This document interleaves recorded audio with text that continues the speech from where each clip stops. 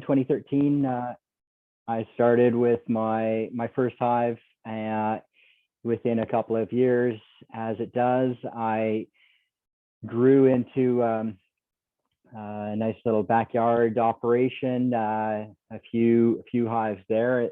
Going into year 4 plus, grew that even further, and as it goes, it just it kept sort of continuing to grow and grow. And oops, gonna just go back here one sec. And then I've got this thing in my way. I just need to move this out of here. It's control panel. There we go. Yeah, and then I've been now, I guess, beekeeping in my 8th season, and have had a lot of great opportunities along the way to continue to increase. For some people, perfectly happy being the hobbyist and keeping it, just a few hives. For me, I recognized quite a while ago that there's a viable opportunity here to match this growing passion that I have in my area, and to keep growing. So after fence sitting for the first few years, I decided I'm gonna make a real go of it, the best that I can. And today, have had an opportunity to keep on increasing, and I just see that path continuing. So obviously, when you learn something new, it's you can go it alone and try and make your best effort figuring it out as you go, or you can surround yourself with good people. And that's when I came across Bill Stagg, actually, back in 2014. After being in it a little bit myself, I noticed Bill was advertising his beginner beekeeping course in Salmon Arm, about an hour, or sorry, Tappan, just a little bit past Salmon Arm, an hour and a half from here. So I drove out every day for the weekend, and really enjoyed the course, and just every opportunity that I had to learn, I found I was just that much more interested.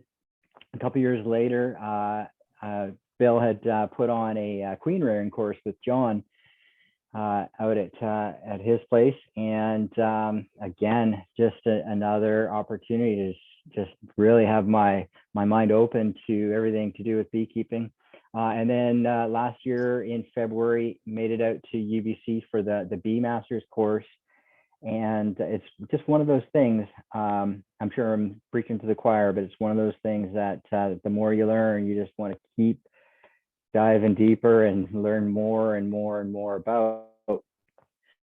So another way of gaining that information for me was a little bit of work experience. Bill was generous enough to take me on for some part-time help quite a few summers ago now.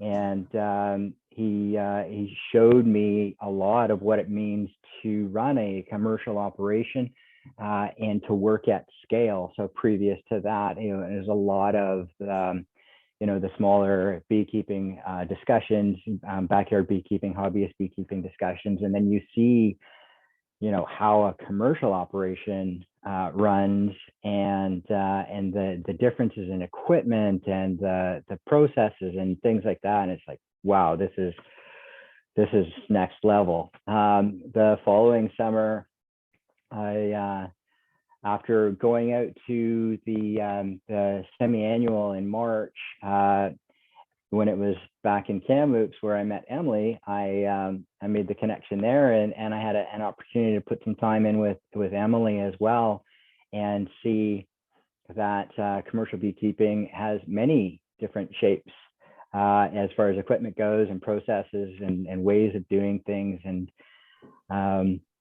so that was a great experience, learning from Emily and working with both Bill and Emily.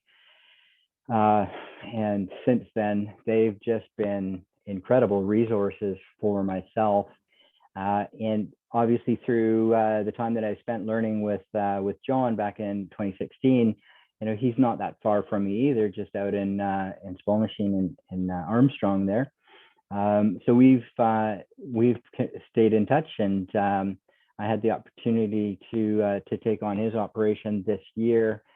So another mentor, another good person to really connect with and learn from as I sort of expand my operation from the hobbyist into the sideliner and make a larger investment in equipment and time and everything that goes with it. So, you know, in the process for me of increasing and getting a little bit bigger, you think about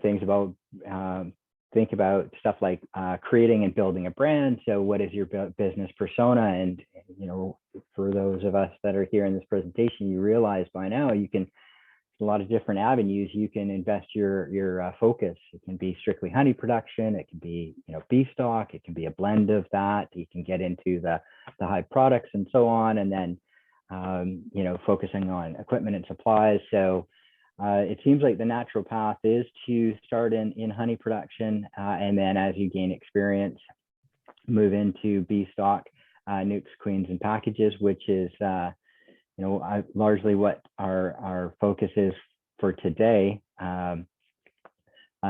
Anyway, so it's just a little bit about that, and then here I got just a few notes. So if you're watching this presentation, it's likely that you've already decided that you're interested in bee stock production, producing nukes and queens for sale, and have some of the questions that I do. And so here I found, as I was putting this presentation together, I had a lot more questions than answers, just based on the phase or stage that I'm in. And I thought, well, I'm just going to put these questions out and just do a little bit of a quick run through, as to a little bit of insight into what's going through my mind at this stage, and hopefully set the stage a bit for the next two presentations that are coming up. So some of the questions are, what are the commercially efficient ways or styles of producing nukes? I've produced a number of nukes last year and this year, and I've started to learn a particular style. So there's purchasing queens, whether that's cell or mated, importing or local, and installing in splits, rearing your own queens, or a combination of both. Some of these questions may get a little bit too detailed, but it's kind of where my mind goes. Should you be topping for a balanced nuke, or is there a better way? What equipment should you use to mate queens? There's a variety of styles out there. And I know that Bill uses the crossways, where Emily uses the four-ways. You know, pros and cons to each. Should I be overwintering nukes? And if so, what configuration to support, you know, the commercial sale of nukes?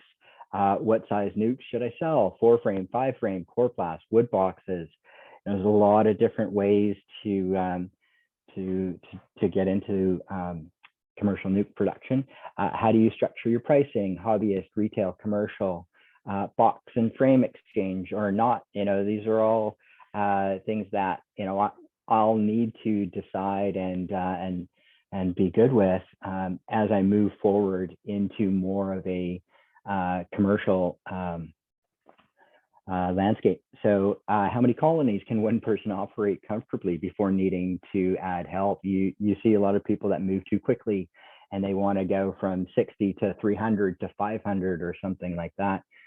So there's just different opinions on, you know, what one person can reasonably do comfortably themselves.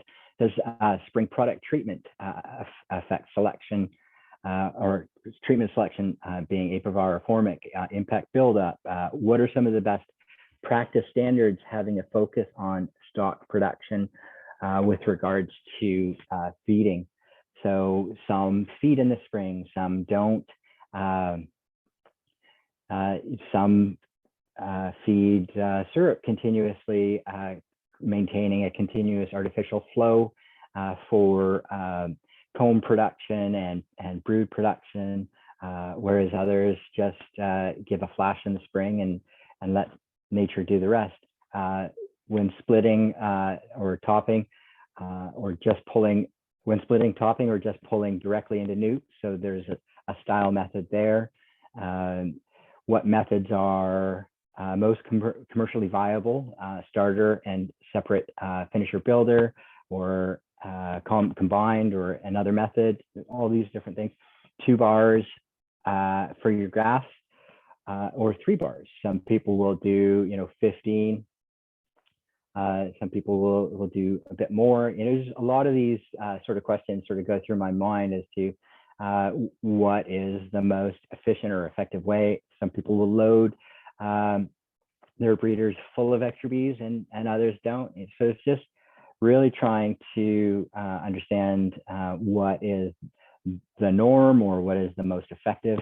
Isolated laying frames, caged or in a nuke, or just the best frame, and wintering singles or doubles, isolating year-round, or insulate, year-round or just through the winter, additional ventilation, entrances, or single entrance controlled ventilation. These are pretty detailed practices, but they all have, in my opinion, an effect on the outcome, or the end result.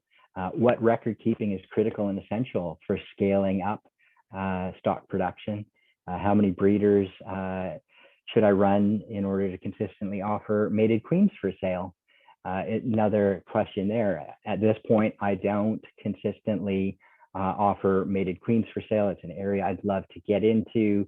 Where does that even start? Where you can, offer that level. What is an acceptable average, or a normal average for take of cells? Is 75%, 80%? And then what advice, does anyone have just for someone getting into commercial queen rearing? So as you can see from my range of questions, there's a lot to consider when scaling up, mostly around standardizing equipment selection, best beekeeping practices, with some industry standards.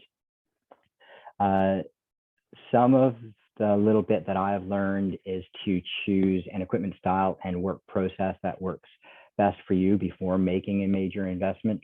Personally, I'm just on the cusp of making these decisions with enough knowledge and experience to know the framework of what I'm talking about, but light on the advanced level details that obviously come with time and experience. So the other bit of advice, without stating too much of the obvious, that I can offer is to surround yourself with knowledgeable and experienced beekeepers. Every conversation, every tidbit of information is extremely valuable and potentially reduces your risk of loss incrementally. The awkward part of this is always knowing that you're taking up valuable time that they usually need to keep all of their balls in the air. So, when I have those conversations, I just recognize the extreme generosity that they're putting out there. There's no real benefit to them when I'm asking all of these questions and stuff, but boy, I get a lot of valuable information coming back from them, and it's just so incredibly appreciated.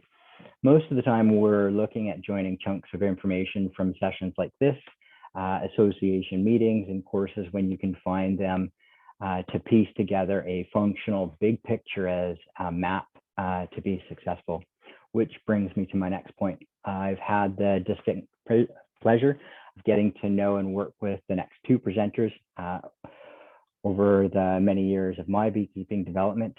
I keep them on speed dial. They're both very knowledgeable and incredibly supportive in so many ways. I invite them to tackle as many of the previous questions in this slideshow as possible, relevant to their own operations and experiences. I believe Bill is next. Thank you for joining us for this presentation. BC Bee Breeders is producing a series of recorded sessions to share knowledge within the scope of breeding honeybee queens. For more information, check out our website at bcbeebreeders.ca. To support ongoing research to be shared with beekeepers across Canada and the world, please click the donate link on our website at bcbeebreeders.ca. Thank you.